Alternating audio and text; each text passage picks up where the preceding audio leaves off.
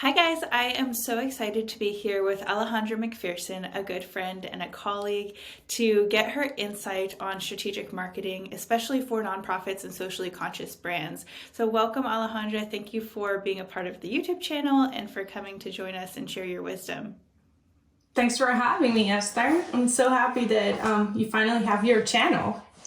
Yes, it's so nice to finally be live, and now I get to share so much more things, and it's fun to actually see people. Like, I always follow YouTube people, and I'm like, oh, I love getting to know who you are, so I'm excited to have this platform. Yeah, it's a little different than like the podcasts, I feel like, because you get to see like reactions and like there's so much communication with just like gestures and stuff. So yeah, I really like it. Yes, one thing I've noticed is I talk a lot with my hands. I've noticed this when I'm like recording videos. I use my hands so much. Me too. Alejandra and I met, I want to say it's been 2 years now. We met 2 years ago within a group coaching program and just started to become friends. We've shared a lot of conversations on WhatsApp and Instagram and just constantly supporting each other through our design businesses. We both run design businesses, but they are very different design businesses. Alejandra is more focused on strategic design and focusing on the deep strategy. And while I incorporate that into my designs, my work is more focused on the branding and the website design. And then I'm gearing towards nonprofits and socially conscious brands. So I think it's really cool to have you on to share your perspective, because it is a perspective that I value so much, especially for my clients. So I'd love if you could introduce yourself a little bit. Of course. I'm Alejandra. I am a brand strategist and designer, and I'm based in Madison, Mississippi. I'm originally from Lima, Peru, and I've been working with mainly creative brands and creative entrepreneurs, helping them uncover the reason why they're in business. And with that, set up business goals or brand goals to get them to where they want to be. So that's just the gist of it. That's the short of it. There's a long story. If you're curious about Alejandra's story, there is. They can connect with you and hear a little bit more, because I think your history, like being from Peru and connecting with Peruvian artists and creative entrepreneurs there, is really part of your whole brand as a whole as well. Yeah, definitely like the two language thing. For me, that's the biggest, I would say like the back end of like, and I see it more on the back end of my business than I do at the front end. But yeah, I am very strategic about the things that I share. I try to not overshare too much, but when I do, it does come from a place of like a strategy. And so, being from Lima and then moving to the States when I was 18 and all that stuff, like it does have a part in my brand, but it's not definitely like the forefront of it. And I think I like to keep it that way. Yeah, absolutely.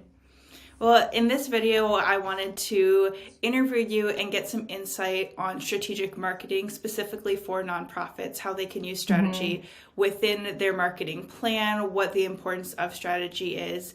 And I feel personally connected to this and to you because you came along to help Serif Design at the end of last year to revamp our strategy and really help get us clear. And I think that's a huge part of your mission, is to clarify things for people and help unpack all of the little ideas that we have swirling around in our head. Specifically for nonprofits, there are so many different programs that they're trying to put out there and so many different issues that they're trying to wrangle and speak in a clear way for people who aren't deep in the weeds with them all the time. So using strategy is extremely important for nonprofits. It's important for everybody, but just being able to share things in a strategic way and clearly is really important. So I'd love to ask you if you could kind of give a brief overview of why strategy is so important. For sure. So for those that don't know, and I want to kind of start there because I feel like there's a lot of confusion out there of what brand strategy is, even in our industry, like between brand strategies. Depends of what's your background. If it's in copywriting and like design, that brand strategy could take a different meaning.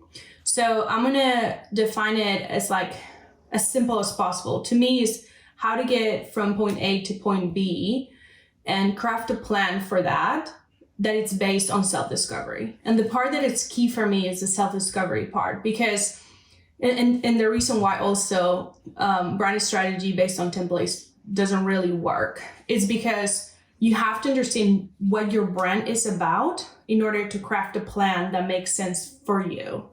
What that means pretty much is like, okay, what are the resources I have to be able to craft this to get to where I want to be, right? Or what's my team like? What are their strengths and weaknesses? How do I want to communicate based on like what I believe or what my brand believes? All that is going to change depending on who you're talking to, like who you are strategizing for. And so with that said, you have to kind of start from a place of like clarity with yourself. Like, so that's why the self-discovery part is really important. And for me, it's huge for nonprofits, because if you can't articulate with clarity what is that your brand stands for, how are you supposed to communicate that to other people, and how are you actually supposed to convince them to come and support that cause? You can't. And so that's why I feel like it's hugely important to do that work. Yeah, I think it all comes back to messaging as well, because you do all the strategy. It's like the foundation work of what your business is, what your mission is, and really, again, like you said, being able to articulate that so that everybody can understand it. That is the key, because you could have the most incredible nonprofit, you could have the most incredible mission, but if nobody understands it, then nobody's going to feel emotionally connected to it or feel drawn to donate to you, volunteer with you, like support your cause and support the furthering of it if you don't know where the foundation is, right? Yeah, and the stakes are super high too for nonprofits as well, because a lot of the money that comes in, it's like donors, and so like you have to be super strategic about how you're using those resources. And I like to have the metaphor of like, it's almost like when you are going to take a trip, right? So you have your point A, you want to go to point B, and you can go ahead and jump in the car and get started on your road trip. But if your car wasn't ready, you might break down the road and you might be like stuck somewhere that you didn't want to be stuck with. But if you're like, okay, it takes me this amount of miles, I'm going to make this stops, and I'm going to make sure my car has, the right tires and all that kind of stuff, then you're more prepared to get to your destination like you meant it to be. That doesn't mean that there's not going to be things along the way that might happen and that you have to assess, but you're going to have peace of mind about it. And I feel like that's what brand strategy is kind of laying that plan, laying that foundation that says, look, this is where you are and this is where you want to be. This is where you have to do in order to get there. Yeah. And how do you, as somebody who may go into strategy, how do you know if you're needing of it? How do you know if you have to like fix up your car before you get on this journey? Because I think a lot of people, especially nonprofits, everything is so urgent, right? Like we're trying to solve world crises and trying to build up communities. And so it is very urgent. And so I think a lot of times nonprofit business owners just kind of start going and they're like, well, I'll just kind of fix things as I go. So I'll get on this journey and if I have to get an oil change, I'll get an oil change on the way. And if I have to like hire somebody, I'll hire somebody, but like we just got to go. And so where do you kind of have the balance of knowing I need to like prep for this and also move quickly? Well, I think that's a decision that every business owner makes, nonprofit or not. But to me, it's almost like, people think that, and this happens to me often, they come to me and they're like, I've never done branding before. And that's just not true, because branding is what other people, perceive as what your brand is. Whether you craft that narrative or not, you're still doing branding. People are still getting an idea of what your brand is about. The only difference is that you don't have the control of that narrative. So when you start with brand strategy, you have the control of that narrative. And you're making sure that your message is as crystal clear as it can be. if you don't have that control from the very beginning, it's kind of like you're kind of basing it on luck. So maybe the things that you're doing are communicating in a way that is clear enough. Maybe you have some sort of clarity, but you can never be for sure like, oh yeah, they're getting what I'm trying to communicate. Rather than if you actually start from the beginning and you're like, this is what we're all about. Now let's say this in the best way possible where people understand it. And so I think the decision you have to make is like, do I want to own the narrative from the beginning? Do I want to see how it develops to then own it later? Because either way, you're going to have to make modifications along the way. So, I mean, the main problem or the biggest risk, I would say, is that halfway through, you realize, oh man, my brand is not about this, or this company is not about this. And people are getting that perception out of it. And then in changing the narrative is a lot more difficult than if you establish it from the beginning. That is so true.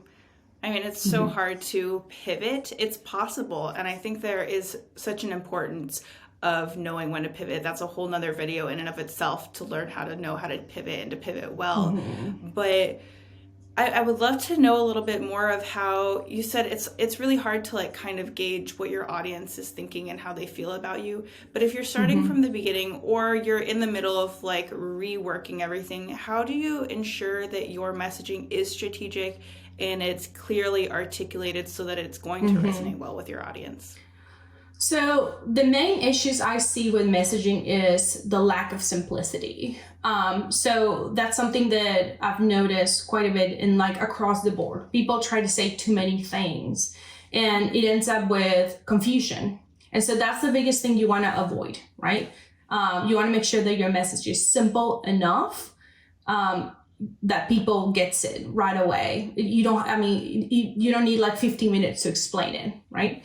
The second thing I notice is that the lack of connection. So like sometimes messaging can be just boring, like factual. And so what you want to when you want to try to do is create some sort of connection with your audience. And then the last thing is emotion, for people to want to make a change in their life, to actually drive behavior, you have to come from a place of emotion, not just facts. And this is like, based on scientific like scans of like our brain and things like that. Like our limbic brain is the one in charge of making the decisions. And that one actually acts based on emotion, not language. And so I feel like that is a trifecta for people to like craft a message that is going to attract a certain kind of people. Now, understanding who that people is, that's a self-discovery on its own. Like it's kind of like, okay, this is what we are about. So you have to find the niche that will intersect with your brand, that would want to join into your cause and be like, yeah, we share the same values as well. And for that, it could be, I would say if you can find more than 3 people that think alike, then you have a niche. Like there's more people that feel the same way. You just have to find them. And for that, social media, it's great. You can do, there's all sorts of research you could do, but I would start with the first clients, your first donors, and kind of start crafting an avatar based on that. Yeah. I like what you say about simplifying and clarifying your message. You mentioned being able to say it in a short amount of words that somebody really understands. One of the biggest challenges that I see nonprofits having is they have a lot of different programs. So while they might have this similar, like the core of who they are, they have a community wing, they have a sustainability wing, they have a few different things within sustainability, clean water, good crops, there's so many different pieces. And I think once nonprofits start to grow, they want to be able to touch more spaces, which is a great thing because you have the donor money. You want to be able to serve the world as much as you can. But within having so many different programs, a lot of times nonprofits will lose sight of the core. And I think it's really important for nonprofits to remember, always come back to that core, because the core is who you are and what your mission as a whole is. And you can still have all of those programs. You can still have all these initiatives that you're working towards, but bringing it back to the center. And if the center no longer works, then maybe it's time to kind of rework that center and be more clear and more concise, so that, again, you're not going through it into a conversation where somebody's like, what does your nonprofit do? And you're like, well, we do this, and you list out 10 different things, which is incredible that you do 10 different things, but what's the central cause there? Yeah. What's the purpose And behind what you do? I think that is not that different from the service world or the product world. Totally. I mean, because these issues are not issues that just pop for the nonprofit world. This is something that every brand deals with. And it's when you start branching out into different product, like, sister brands or different, like look at Coca-Cola and all the products they have under their umbrella.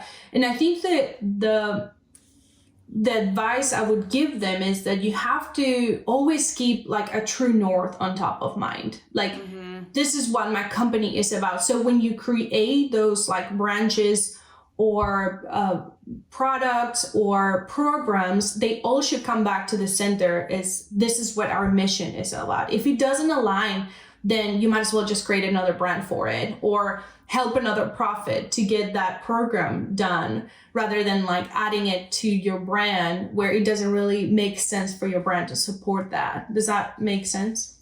Totally. And I think what I would say to even for-profit companies or creative entrepreneurs and nonprofits alike, even when you create a second brand, you still want to make sure there is that like thin connection, right? It shouldn't be a fully fledged different thing if you're going to connect them. Now, if you want to run a plant shop and you want to run a nonprofit, maybe those don't connect quite, and you can separate them completely. But if you're going to create a sister brand, then I would say you still need to have that true north, right?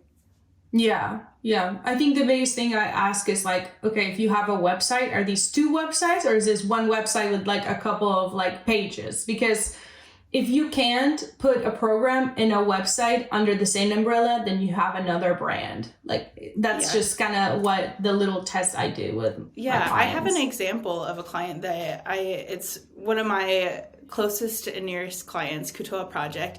When they came to me for branding and website, they had two different websites that they wanted to merge into one, and they needed it to because they do mental health services, but they also provide training for counselors.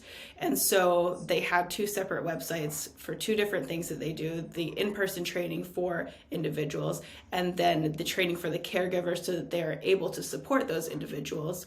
They do all fall in line together, and they needed to bring those together instead of being separate.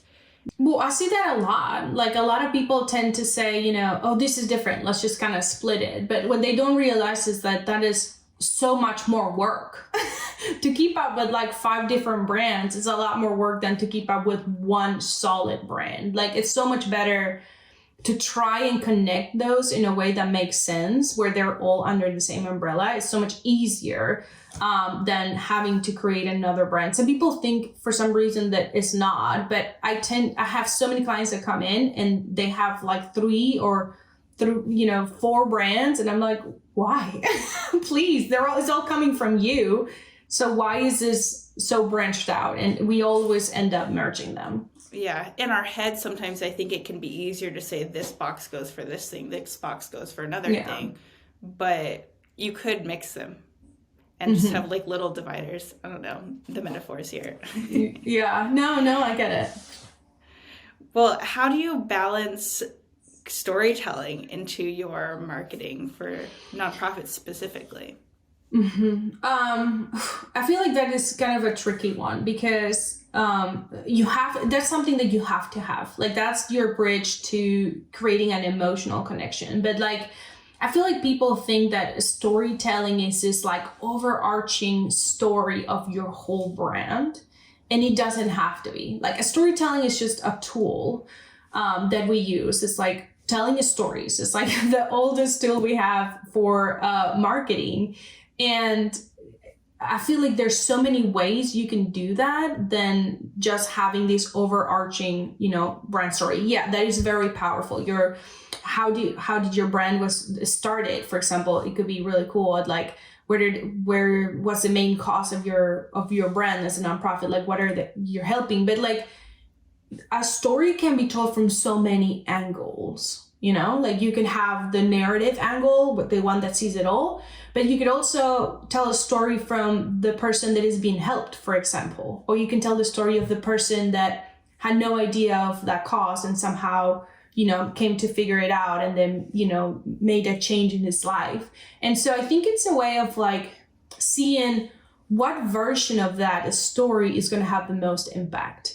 For who you're trying to talk to. And that could be, storytelling could be as simple as like writing a caption that has a back story to it, to creating a whole promotional video that, it's going to have a bigger dent on your budget, but it will be maybe more powerful, could become viral, all those things. So I feel like brands tend to overcomplicate the use of storytelling and yeah, and like try to like, we didn't know how to do that. Like there's so many numbers and things. The main thing you want to do is not use numbers as much, because in a story, like the numbers just tend to like take away from the emotion that you're trying to like, what you're trying to do with the storytelling in general. So I would say, think of like how many stories you can tell around your brand.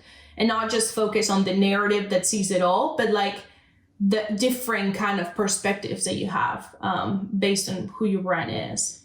Yeah, and I would say also, I think it's important for businesses to utilize so many different things, because you have so many different types of people you want to reach. Not every audience member is going to feel captivated by one format of storytelling.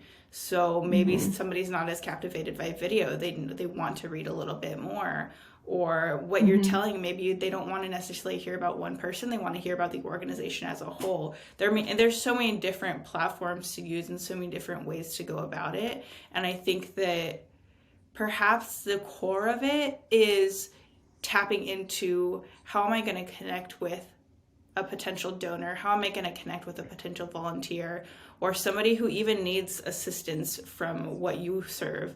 I think that there are so many things to think about, and that's where the strategy, the deep-rooted foundation, is really important to know.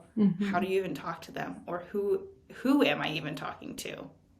Yeah, and like words are incredibly impactful, right? But like I also wouldn't want people to think that storytelling is just that, right? Because you could have an incredibly an amazing video of just music and imagery, and that could motivate somebody to want to donate to a cause without having to use any words. So, storytelling, it's just this idea that you're trying to communicate something, that it's an emotional, that hits a nerve. And so when you do that, you already have a win. That's what I would say. And so trying to incorporate that in any way you can, it's going to be helpful for any brand. Yeah. How can going through brand strategy or an audit really be beneficial for businesses at different points in their business? Oh, it's huge. It's kind of like, I like to kind of use it. It's almost like therapy. Like what a brand strategy does is just kind of holds a mirror in front of you and kind of allows you to see the things that you're not able to see because you're too close to it. Or your blind spots, for example, right? And so this happens a lot to me with like clients that come and they're like, oh, I do this thing and it's weird and blah, blah, blah. And I'm like, okay, those are the things that are going to make your brand stand out. Like those are the things that are not that weird, that a lot of people will connect with. And so I think that auditing your brand and in different stages of your business, especially if you make big changes, I feel like that's when you want to bring somebody to kind of help you see things differently. It's incredibly beneficial. Just because it allows you to point things that you are not seeing. And that's why I feel like doing your own strategy is really hard, because the whole point of it is to get that other perspective. So if you do it your own, it kind of misses that whole, information that you are trying to get from doing an audit like that. Yeah. It's so hard because you have a tunnel vision. You've been in it, in the weeds of it. So you have all this knowledge in the back of your head, so you think that it's easy to explain to everybody else because you've been going through it. Maybe you've been running your business for 10 years, and so you have 10 years worth of knowledge that somebody who's coming in and seeing 10 seconds is not going to understand. So you really do need that second opinion. That's why I think working with a strategist like you, working with a brand designer, web designer like me, is really important to have just fresh eyes on it. And it's even fresh eyes, even if you have a team, maybe you have a team of 10, you still need fresh eyes on that because they're also seeing things day in and day out, right? Yeah. And something that makes a lot of sense to me is bringing somebody that is removed from the experience. So I've noticed that the strategies that I do that are like the very first industry. So for example, if I've never worked with a certain kind of industry and that's my first strategy into it, they're always so much more powerful because you're coming with a background that is different from the industry that, like for example, nonprofits. It's like, well, why don't you try doing this? You start grabbing from different industries and it creates a very, very special product because you're able to kind of, grab knowledge from other industries. So I don't know. I think that's it's really neat working like that. Yeah, I love that grabbing idea because there are so many different things you can do out there. We're constantly bombarded with millions of things that the internet tells us you should do to market better, to be more strategic, to reach your audience. You have to be consistent. You have to post all these times. You have to do these certain platforms. And if you remove all of that and just think about what actually works well for me and what can I pull from a different way somebody else works and see and play and be inquisitive and curious about what's going to hit better. One thing I see people do over and over again is just beating a dead horse, like still doing the same things over and again, never trying to innovate. And I think that's where a lot of people hit a pitfall because your audience doesn't live in those places anymore, and yet you're trying so hard to make them live there. And that's not what's going to really work well for your business, right? I find that for myself personally, and for so many businesses that I work with as well. Yeah, like brands have to adapt through times too. Like that's what I used to work for this big company, and for 10, 15 plus years, they were still talking to the same people. Didn't realize that people was dead already. Like, they didn't go to the store anymore because maybe 15 years ago they did.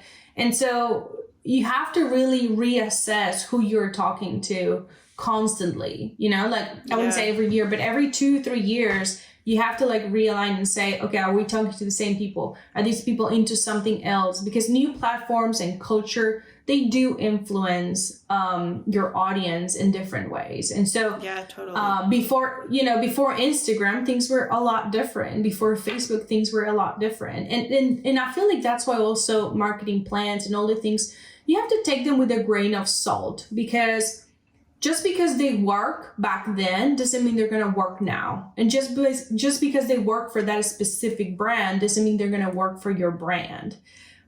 So, take what you think is the best and apply it. But having a business, having a brand, having a nonprofit, it's a lot of experimenting. It's a lot of trial and error. See what works, see what doesn't work.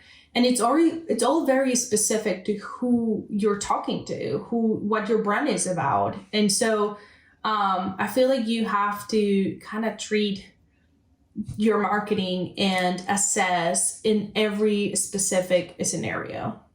Yes, exactly. Constantly evaluating, constantly rethinking how to be more innovative, how to connect more. It's all, I could scream this from the rooftop. It's all about the connection, the emotional connection to other people, because that's what's actually going to keep people staying, right? You can have all the flashy things. You can have all this marketing that's like big lights and cameras and this huge production, but if you don't have anything at the core of it to actually feel like people are going to stay and be connected and want to further your cause, there's no point, right? Yeah. You've just either wasted money, wasted time, and we're not any closer to our goal.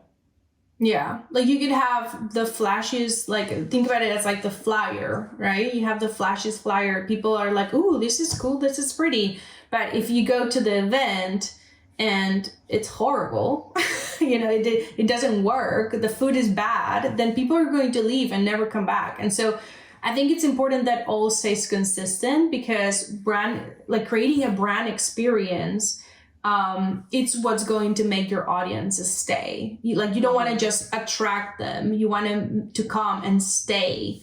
And so for that to happen, that's where consistency comes in hand. Like, you can't just market something that doesn't exist. It's just smoke. And so I feel like when you have those solid foundation for strategy, that doesn't just affect your marketing or your brand, it affects the logistics of your brand as well. Like, how does it work? How your business works will be affected by those solid foundations that you're creating in brand strategy. So I do think that, foundation, it's all a foundation. Yeah, it really is.